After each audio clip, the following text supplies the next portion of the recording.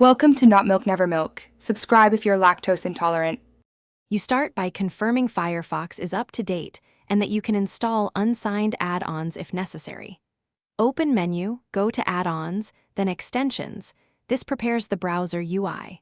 Once done, install the Chrome Store Foxified Helper from Mozilla Add-ons or enable the extension side loading option.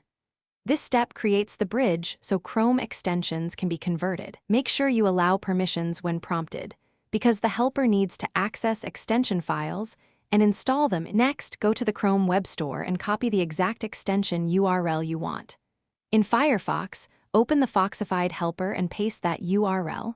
The tool will download the CRX package and convert it to Firefox's XBI format. You'll see a permission summary. Read it, because APIs differ between browsers.